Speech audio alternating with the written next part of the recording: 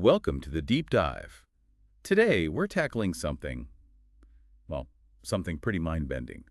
Quantum computing. Yeah, it's definitely a big one. You've probably heard the term floating around, maybe seen headlines. But what is it, really? How's it different?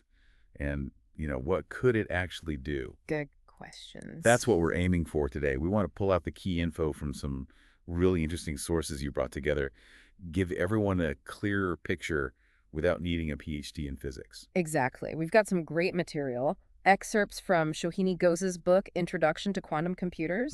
The Wikipedia page on qubits is surprisingly detailed. Okay. And a really useful tutorial on quantum circuits and algorithms, plus some visuals from Nature Science slides. Our job is basically to boil it down, give you the fundamentals, the potential, but keep it, understandable. Avoid the super dense jargon if we can. Okay, so quantum computing, it just feels like it plays by completely different rules than my laptop, right? It's not just like a faster chip. That's spot on. The fundamental difference is quantum physics. Your laptop uses bits, zeros, and ones. Simple. Quantum computers, they use quantum mechanics, which, yeah, can seem really counterintuitive compared to how we see the world normally. This is where my brain starts to ache a little. Quantum physics. It's not just things being either here or there. No, that's the weird part. At the quantum scale, things can actually be in multiple states at the same time. It's called superposition. Superposition. I've heard of that.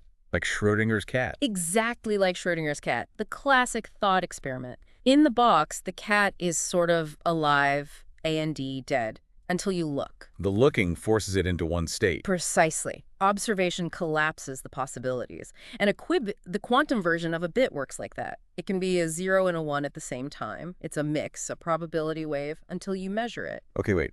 Not just on enter or OFF, but kind of. Flickering between both until we check. That's a huge difference. It is a massive difference. And we can even write it down mathematically. The state of a qubit, let's call it say, is written as age plus esse.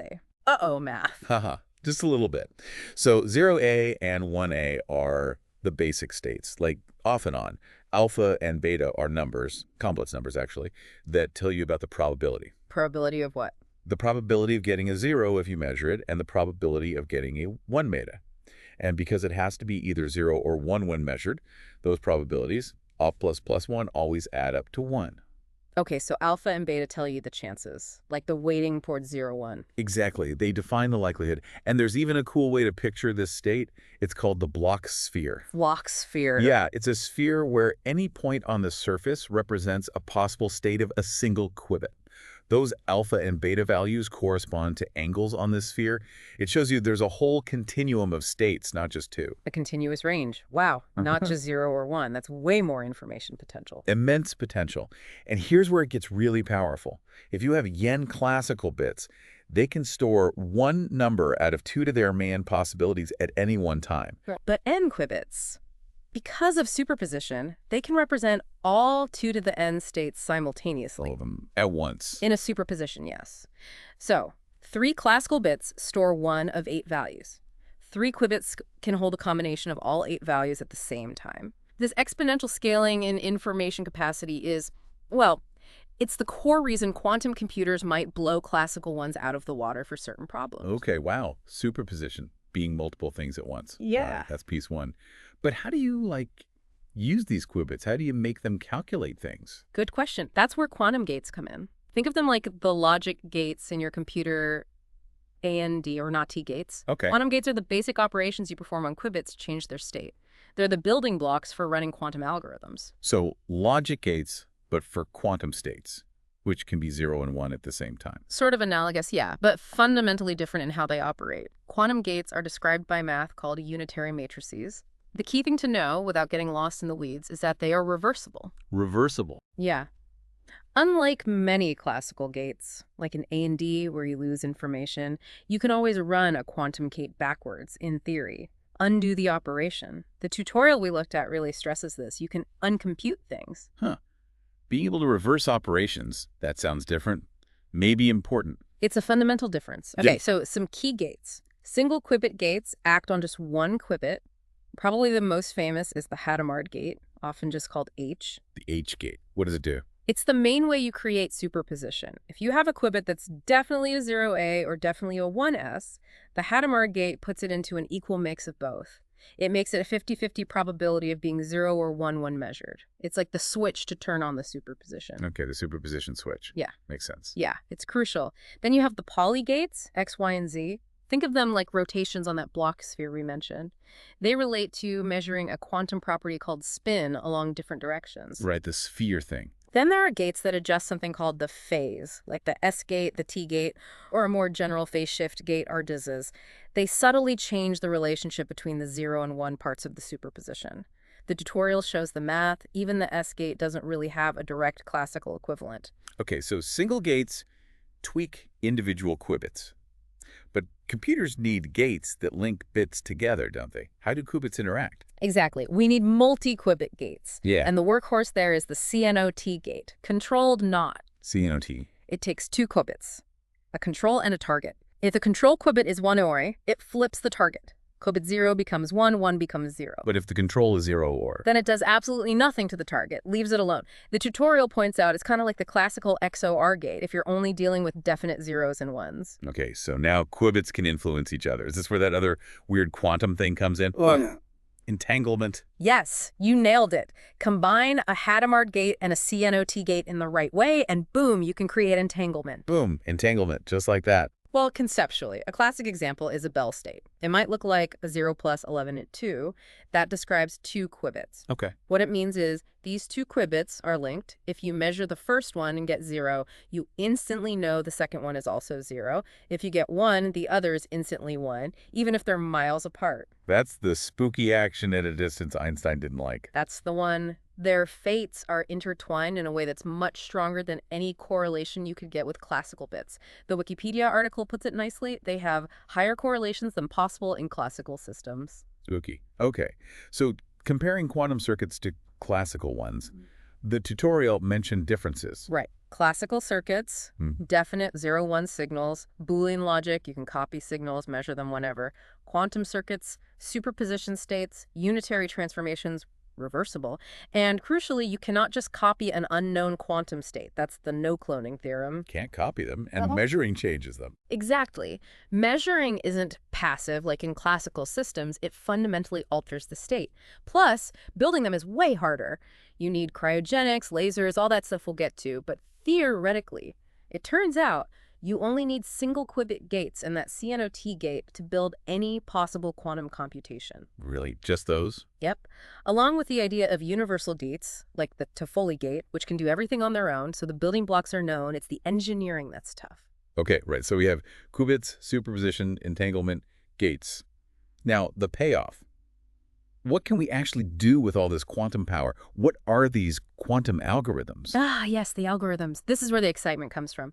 Because of that quantum parallelism operating on that huge superposition of states at once, quantum computers might solve certain problems exponentially faster than classical ones. Exponentially faster, like insanely faster. For the right problems, yes. The 2 big headliners usually mentioned are Shor's algorithm and Grover's algorithm. Our tutorial highlights both. Shor's algorithm. That's the one that works cryptographers, right? Factoring large numbers. That's the one. A lot of our current internet security, like RSA encryption, relies on the fact that it's incredibly hard for classical computers to find the prime factors of huge numbers. Right, like my bank website uses it. Probably. Shor's algorithm, running on a big enough quantum computer, could theoretically factor those numbers relatively easily. It uses something called the quantum Fourier transform, the QFT, to find patterns. Basically, it finds the period of a special function, and that helps crack the factors. So if someone builds a good quantum computer, our current encryption is toast. Potentially, yes. It's a huge driver for research into new kinds of cryptography. We'll talk about that. Okay. And the other one, Grover's algorithm. Grover's is for searching. Imagine a massive, unsorted database, like a giant phone book with no alphabetical order. Finding one specific name classically could take checking, on average, half the entries. Yeah, just brute force search. Grover's algorithm offers a quadratic speedup. So instead of n steps, it takes roughly the square root of n steps. Not exponential like Shor's, but for huge databases, n is still way, way faster than n. Think data mining, maybe certain optimization problems. The Quantum Algorithm Zoo website, which the tutorial links to, lists tons of these specialized algorithms. A whole zoo. Wow. Okay, so factoring and searching, any other big application areas? Oh, definitely. A really hot area is quantum simulation, Yeah. especially using algorithms like the variational quantum eigensolver, or Really? VQE. VQE. Sounds complicated. The idea is actually pretty neat. It's aimed at finding the lowest energy state, the ground state of a quantum system, like a molecule. This is super important in chemistry and material science. How does it work, roughly? It's a hybrid approach. You represent the molecule on qubits, then you use a small, tunable quantum circuit to prepare a guess for the molecule's state. You run this on the quantum computer and measure the energy. Then a classical computer takes that energy measurement and adjusts the settings on the quantum circuit, trying to get a lower energy next time. You go back and forth, quantum calculation, classical optimization, quantum calculation, until you zero in on the lowest energy. So the quantum computer does the hard quantum part, and a regular computer steers it. Exactly. That makes it suitable for the kinds of noisy, not quite perfect quantum computers we have now. The sources mention simulating small molecules like hydrogen, age, lithium hydride, LAH, even beryllium hydride, big Yeah, H. incredible. Simulating molecules accurately. They could revolutionize drug discovery, designing new materials. Absolutely. Designing catalysts, understanding proteins. The potential is huge. And then there's quantum cryptography itself. Not breaking codes, but making them. Quantum key distribution, QKD. QKD, using quantum to fight quantum. Sort of. QKD uses quantum principles, like the fact that measuring disturbs a system, to let two people create a secret key knowing that if anyone tries to eavesdrop, the eavesdropping itself will be detectable. It offers theoretically unbreakable key exchange. Very cool. And our sources briefly mention quantum teleportation, too. Which isn't like Star Trek beaming people around. Aw, shucks. Haha, no. It's about transmitting the state of a qubit from one place to another using entanglement and regular communication. The original state gets destroyed in the process, upholding that no cloning rule. Brilliant.org has a nice explanation of that. Okay, so the potential is amazing. Factoring, searching, simulation, secure keys. But where are we actually right now? Are these things running in labs everywhere? Not quite like that. We're firmly in what physicist John Preskill called the NISQ era. Noisy intermediate scale quantum. NISQ. Noisy. Yeah. Meaning they make mistakes. Yeah. The qubits we have now, even if there are, say, over 100 of them, are noisy.